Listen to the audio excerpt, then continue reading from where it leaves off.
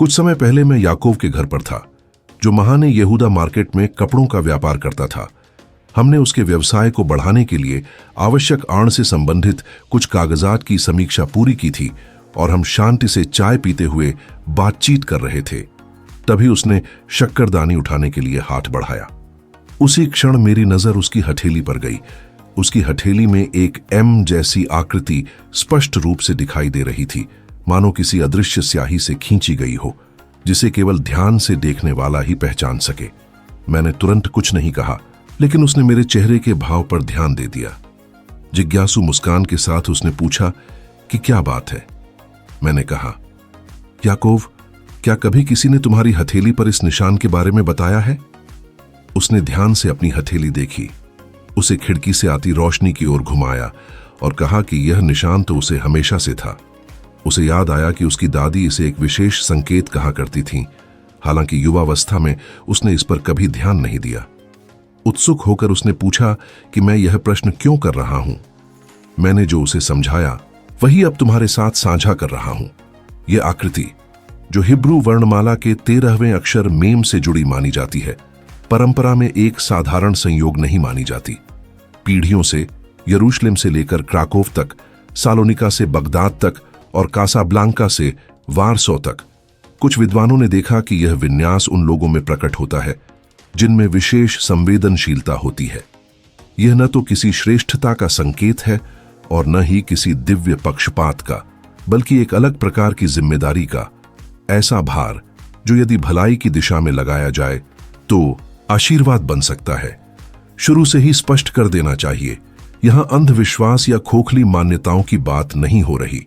यह उन चिंतनशील परंपराओं का उल्लेख है जिन्होंने जीवन को गहराई से देखा और ऐसे पैटर्न पहचाने जिन्हें वे व्यापक व्यवस्था का हिस्सा मानते थे। यहूदी परंपरा में सृष्टि का प्रत्येक तत्व एक उद्देश्य रखता है। हर रूप या प्रतीक, चाहे दिखाई दे या नहीं, एक बड़े अर्थ में सहभागी होता है।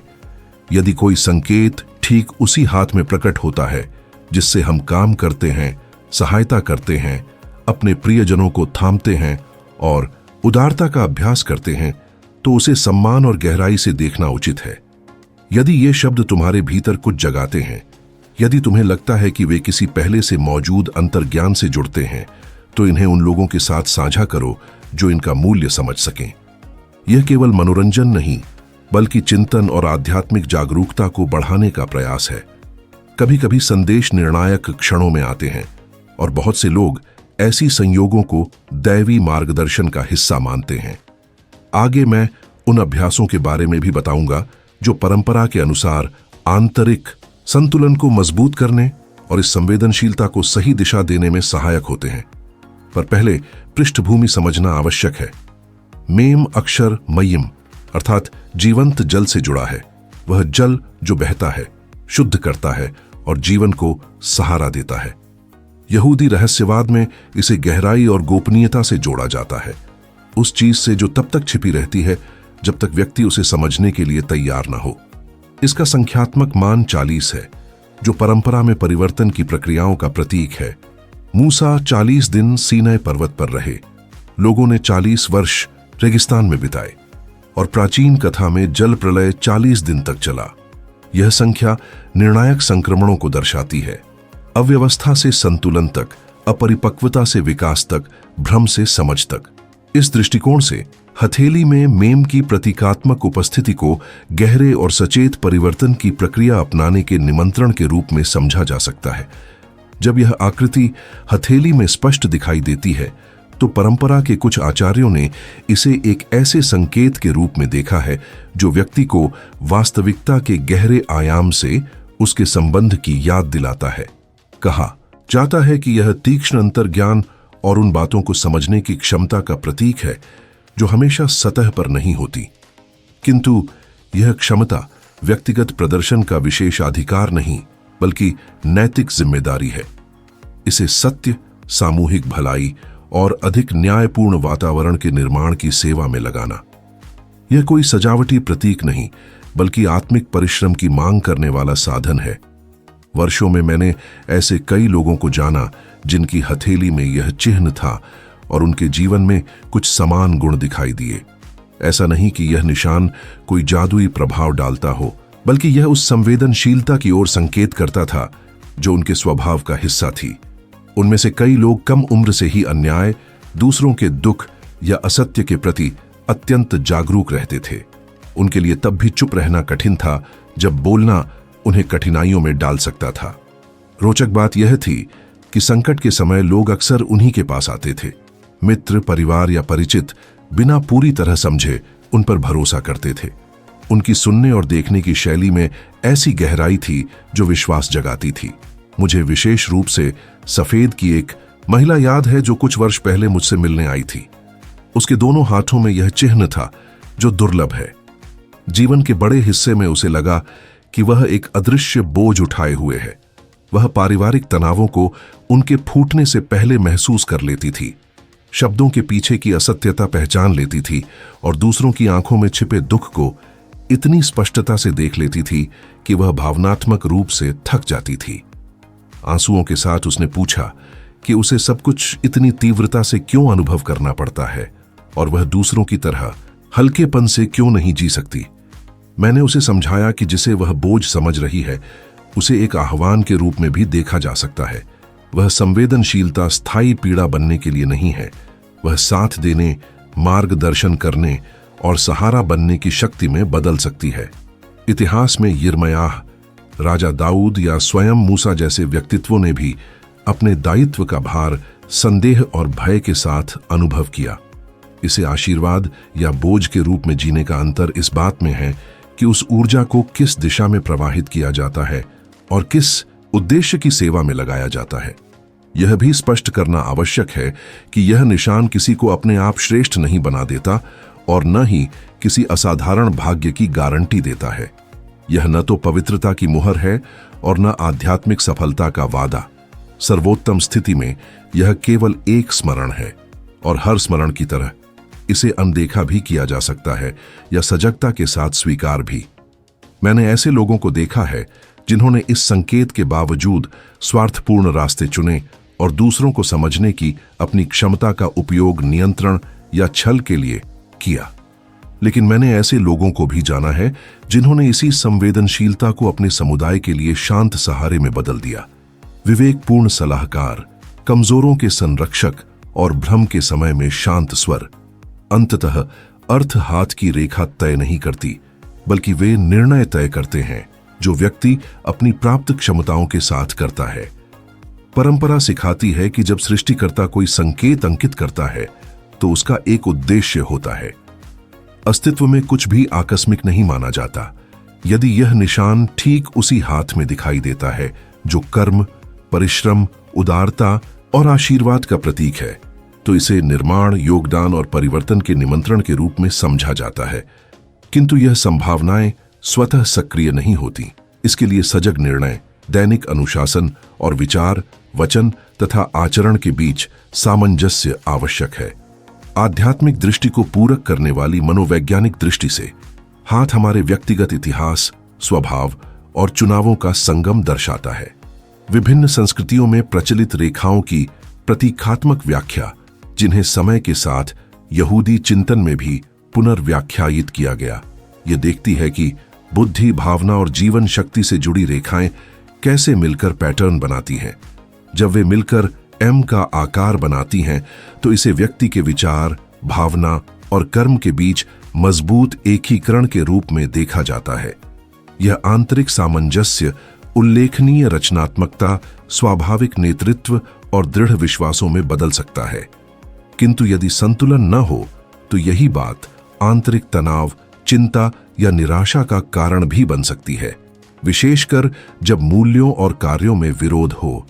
मैंने बनी ब्राक में एक तोराह शिक्षक को जाना जिनकी हथेली में यह निशान बहुत स्पष्ट था। बचपन में उनके दादा ने कहा था कि इसका अर्थ है कि जो ज्ञान मिले उसे रोक कर नहीं रखना चाहिए, बल्कि बहते जल की तरह साझा करना चाहिए। वर्षों तक उन्होंने दूसरा मार्ग अपनाने की कोशिश की। उन्होंने Technion, Israel Institute of Technology में इंजीनियरिंग पढ़ी और तेल अवीव के तकनीकी क्षेत्र में काम किया। आर्थिक स्थिरता और सुविधाएं थीं, पर भीतर एक निरंतर बेचैनी थी। हर बार जब वे भोर में किसी पवित्र ग्रंथ का अध्ययन करते तो उसे साझा करने की तीव्र इच्छा होती। अंततः 42 वर्ष की आयु में उन्होंने नौकरी छोड़ दी और शिक्षण को अपना लिया। उन्होंने स्वीकार किया कि यद्यपि आय कम थी, पर वे अधिक शांति से सोते थे, क्योंकि उन्हें लगता था कि वे अपनी सच्ची पुकार के अनुसार जी रहे हैं। अब इस तीव्रता के साथ भावनात्मक संवेदनशीलता भी अधिक हो सकती है। अत्यधिक संवेदनशील लोग आलोचना, ईर्ष्या या परिवेश के तनाव से अधिक प्रभावित हो सकते हैं। परंपरा में अय्यन हरा की अवधारणा का उल्लेख मिलता है, जिसे प्रतिद्वंद्विता या द्वेष से भरी दृष्टि के नकारात्मक प्रभाव के रूप में समझा जाता है।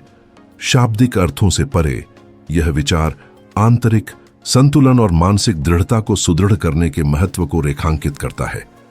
मैंने प्रतिभाशाली व्यक्तियों को देखा है जिनकी योजनाएं ठहर गईं, संबंध बिगड़ गए या अत्यधिक तनाव के समय स्वास्थ्य प्रभावित हुआ। इसे केवल बाहरी कारणों से जोड़ने के बजाय यह शिक्षा भीतर झांकने का निमंत्रण देती है। आदतें, सीमाएं, आत्म देखभाल और नैतिक सामंजस्य। विशेष संवेदनशीलता को पहचानना उसके संरक्षण की जिम्मेदारी भी स्वीकार करना है, अनुशासन, चिंतन और स्वस्थ आदतों के माध्यम से। मुझे तेल अवीव की एक सफल उद्यमी याद है जो कठिन दौर से गुजर रही थीं। जो समझौते पक्के लगते थे वे अंतिम क्षण में टूट जाते, साझेदार निराश करते और बिना किसी स्पष्ट चिकित्सीय कारण के उनकी शारीरिक ऊर्जा घट रही थी। जब मैंने उनसे उनके आंतरिक विराम और आत्म संपर्क के समय के बारे में पूछा तो उन्होंने कहा कि वे केवल विशेष अवसरों पर न्यूनतम पालन करती हैं। मैंने उन्हें एक सरल पर निरंतर अभ्यास सुझाया। हर सुबह कुछ मिनट मौन में बैठना, अपने हाथ को जिम्मेदारी के प्रतीक के रूप में देखना और याद करना कि उनकी क्षमताएं केवल निजी लाभ के लिए नहीं बल्कि ईमानदारी से योगदान देने के लिए हैं। मुख्य विचार भय या अंधविश्वास फैलाना नहीं बल्कि जागरूकता जगाना है। जैसे शरीर को दैनिक स्वच्छता की आवश्यकता होती है, वैसे ही मन और आत्मा को भी निरंतर देखभाल चाहिए। अपनी हथेली को देखना एक प्रतीकात्मक कर्म बन सकता है, उद्देश्य, विनम्रता और सजगता से कार्य करने का स्मरण। अंततः कोई भी निशान वास्तविक या प्रतीकात्मक अपनी आकृति से नहीं बल्कि उससे प्रेरित जीवन से अर्थ पाता है। यह संकेत व्यक्तिगत स्वामित्व या उपलब्धि के रूप में नहीं बल्कि एक अस्थायी दायित्व के रूप में समझा जाता है। यह एक जिम्मेदारी है जिसके लिए कृतज्ञ होना चाहिए, भले ही उसका कारण पूरी तरह स्पष्ट न हो। जब कोई इसे मात्र आनुवंशिक विशेषता या श्रेष्ठता का कारण मानना छोड़कर नैतिक प्रतिबद्धता के रूप में स्वीकार करता है तो भीतर कुछ बदलता है, और जब आंतरिक दृष्टिकोण बदलता है तो दुनिया में आचरण भी बदलता है, किसी रहस्यमय या स्वचालित कारण से नहीं बल्कि इसलिए कि सामंजस्य जीवन में व्यवस्था लाता है। यहूदी रहस्यवाद में सिखाया जाता है कि शरीर का प्रत्येक अंग आत्मा के एक पक्ष का प्रतीक है। हाथ विशेष रूप से साकार करने, थामने और संप्रेषित करने की क्षमता से जुड़ा है। सेफिरोत की रूपरेखा में इसे नेतसाख और होड़ जैसी धाराओं से जोड़ा जाता है जो धैर्य और सामंजस्यपूर्ण अभिव्यक्ति का संकेत देती है। दाहिना हाथ उदारता और खुलापन दर्शाता है, बायां हाथ सीमा और विवेक का। यदि निशान दाहिने हाथ में हो तो इसे दूसरों पर सकारात्मक प्रभाव डालने और देने की स्वाभाविक प्रवृत्ति के रूप में देखा जाता है। यदि बाएं में हो तो यह सीखने, आत्मसात करने और फिर स्पष्ट रूप से सिखाने की प्रबल प्रवृत्ति दर्शा सकता है। और यदि दोनों में दिखाई तय तो व्यक्ति निरंतर पाने और बांटने के तीव्र चक्र में जी सकता है जो समृद्ध करने वाला है, पर संतुलन न हो तो चुनौतीपूर्ण भी।